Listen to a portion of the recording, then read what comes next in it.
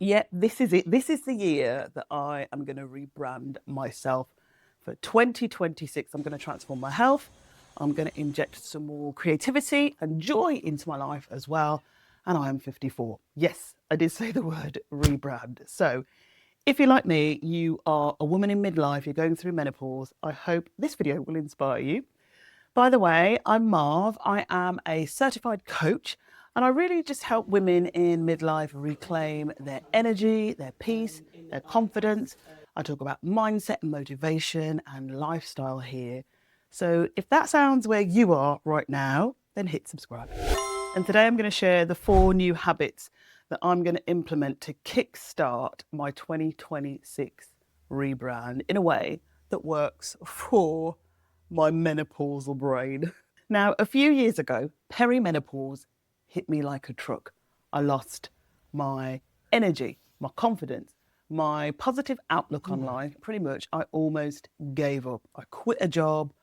I felt really, really ill. But then everything kind of transformed when I realized I need to get back in the driver's seat. I need to take back control. And I realized from then, you are never too old to have goals, dreams, ambitions, desires, and you are never too old to rebrand, even if you're trying to figure out what's going on with your menopausal brain, your body. So if that is your vibe, let's get into what I'm going to do, these 4 new habits that I'm going to implement for my 2026 rebrand. Number 1 is fitness. Now, growing up, I was never a gym bunny. In fact, I was really afraid to go to the gym because I felt really inadequate. All these buff guys, hench, all these gorgeous girls in their lycra, me feeling like an elephant in a tutu. So I refused to go to the gym, but it meant I really didn't exercise in any other way. I'm not a good swimmer, I'm not a jogger, I'm not a runner. I do go out for walks, but not as much as I used to. I need to change my fitness. So at the start of 2025, I started training with Tash once a week, my personal trainer. And she took me from couch potato, transformed me into a girl who could push 60 kilos on the leg press. So surprised I could reach that. Really amazed. Felt very, very good. But soon realised that once a week wasn't enough. So I was going and I might do an extra 1 session on my own, still feeling afraid and feeling inadequate in the gym. But I started to put the weight back on, and I've put on about an extra 6 to 8 pounds. It ain't good. And people tell me, I look good. I'm quite tall. But when people tell you you look good, it doesn't matter because it's how you feel in yourself. And I feeling fat. And quite frankly, I'm sitting here. Yes, my belly is big right here, right now. So I know I've got to do something about it. So I'm going to be really intentional about my fitness. So my 2026 rebrand around fitness is I'm going to lose the weight that I put back on. I'm going to book in Tash for the entire year, and I'm going to go another session on my own. If I can afford to do 2 sessions a week with Tash, I'm going to try, but it is a significant financial investment. It's adding cardio because I don't do enough cardio. So I've got to add some cardio into the mix as well. I absolutely have to do something. And if you're thinking about that, the same thing, around your fitness goals as well, let me tell you why it is really important as a woman in midlife, a woman over 50, also in menopause, to do strength training. So from our 30s, we start losing lean muscle, and that's called sarcopenia. And research shows that sarcopenia accelerates for us women over 50 as our estrogen declines, and it also impacts bone density. So strength training really, it's not just cosmetic, it's actually critical to slowing down that decline in our bodies. Fitness experts are saying you need to do high load, low repetition exercises. So squats, pushes, raises, pulls, all of those things. Those are the things that I do in the gym. I enjoy doing them, just need to do some more. And the bottom line is, for me, I do not want brittle bones when I'm older. I don't want osteoporosis. I want to be mobile. I want to be agile. The average age that we live to as women is about 83, 84 years old. I've got another 30 years. I still want to be moving and grooving in 30 years. And that really ties into my 3rd and 4th habits. So don't move, because I'm going to tell you about those in a minute. But listen, be honest with me. What do you want out of 2026? What are you planning? I hope you're not going to put yourself to the back of the list, are you? Maybe it's personal growth. Maybe it's health. Is it that you want to learn a new skill, or just do something that is just for you, even if it scares you? drop me a comment. I would love to know. Just tell me one thing that you're planning, but promise me you are not going to leave your dreams, your goals behind again this year, will you?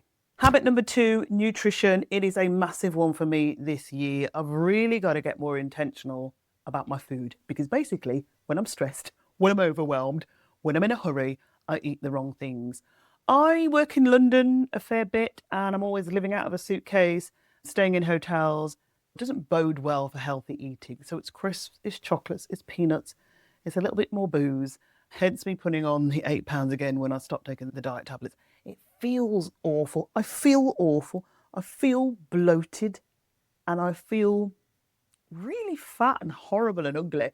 I got to put a stop to that feeling. But what I want to do is do it properly through eating better, making healthy choices. And I've been reading up so much about what we need as women on our menopause journey to kind of counterbalance things like the brain fog. I don't know about you, but that really tires me out. Like the inability to work late into the evening, I really struggle with that. You know, the low mood, the low energy. So nutritionists are saying up the protein, vitamin D, calcium, omega-3.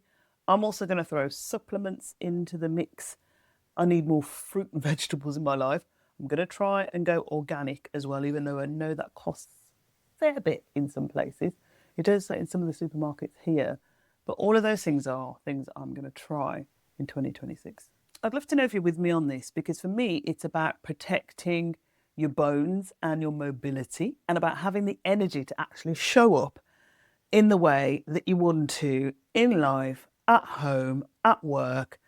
There's no point in doing the fitness when you haven't got the fuel, the right fuel to kind of support your workouts. So that's my habit number 2. Habit number 3 is about injecting more creativity into my life. So there's me talking about my bones, my joints, my mobility. They all feed into this habit and the next habit.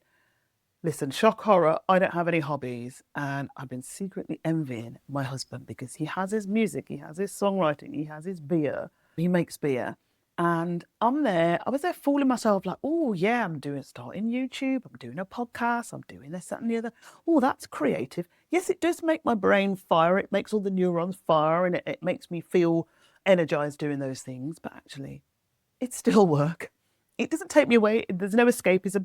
And if you've got something where you have escapism, if you've got some brilliant hobby or you're thinking the same thing, you're like, I need to release my brain from the routine.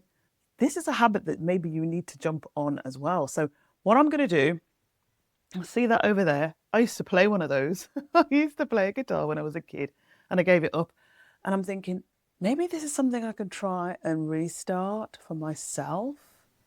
So yeah, I used to read sheet music. I used to play guitar at a group at school, and the history lessons got in the way, and I had to quit my guitar lessons, and I regret that. And that is, over 40 years ago. Okay, that is wild. So I'm going to inject creativity into my life, and I'm going to take guitar lessons again. And I think creativity in our lives as women going through menopause is really important.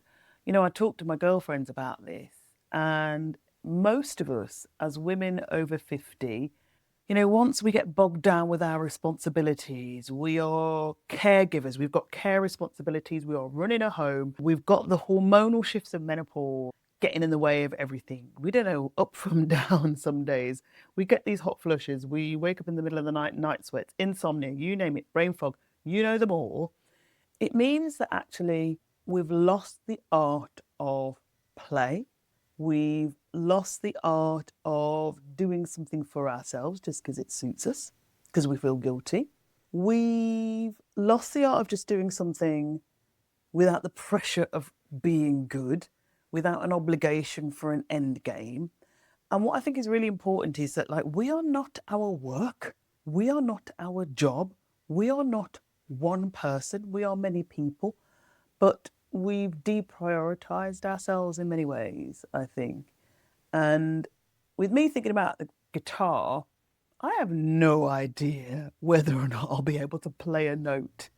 I I'm not planning to be standing on stage with Austin anytime soon, strumming along. I'm not very good at singing as backing singer for him at the best of times.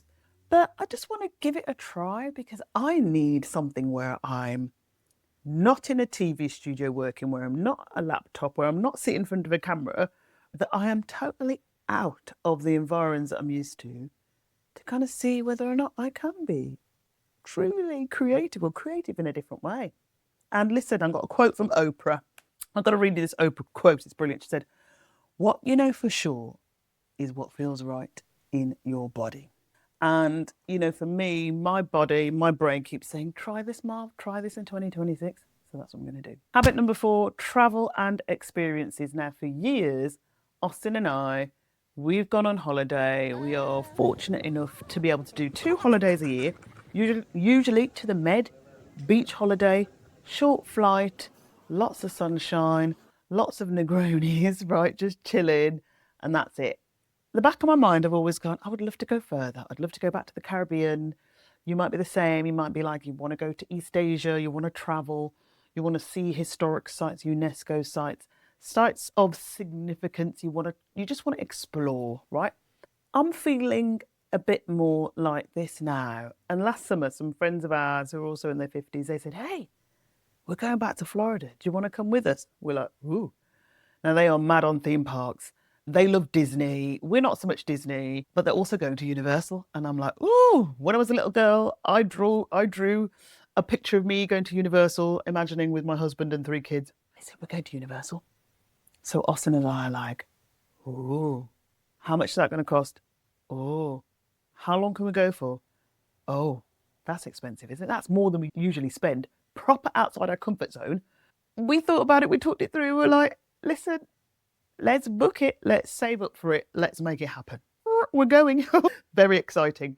And for me, kind of that made me go, yeah, want more of that. Want more of that. So would love to get to Japan if I could. Definitely, I've booked in some more concerts, some more experiences, some more gigs. I love live gigs and I love the Pet Shop Boys. I love that thrill of the music. And remember when we were in lockdown, couldn't go anywhere. And then we were like, oh, as soon as lockdown's finished, yeah, I'm out. I'm going to do all the experiences, all the travel, all the holidays, all the gigs, all the theatre, all the ballet, all the opera. And then lockdown's over. And you were like, oh, can't get time off work. Oh, no, I can't put it on the credit card. No, the timing's off. Can't do it.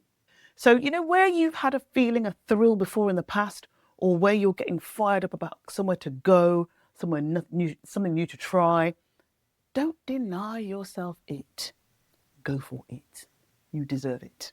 I'm going to sensibly balance how much I'm spending with the experiences because I don't want to get myself back in debt. Got a video about that. But I want those experiences and that travel to be, in my mind, essentials to fuel my life as opposed to luxuries. Because if you start seeing it like that, you're never going to go anywhere and you're never going to do anything. And girls, we are here to do things and to live our best life in midlife. What are you like for holidays? Are you an adventurer or do you like to stick to what you know? Whatever it is, you do you. That's just me telling you what my goals are for the year. That is it. That is my 2026 rebrand. My 2026 rebrand isn't about becoming a brand new woman. It's about reminding myself of who I used to be, like the curious, the hopeful, the kind of inquisitive girl that I was in my 20s and my 30s. But all the responsibilities in life kind of defeated me and turned me into this one person stuck in a rut. Promise me you're going to prioritize yourself in 2026. Prioritize your joy, prioritize your learning, prioritize your development. You absolutely deserve it. If you want to know how I'm going to make my rebrand stick, there's a video coming soon. But until then, thanks for watching and I'll see you very soon.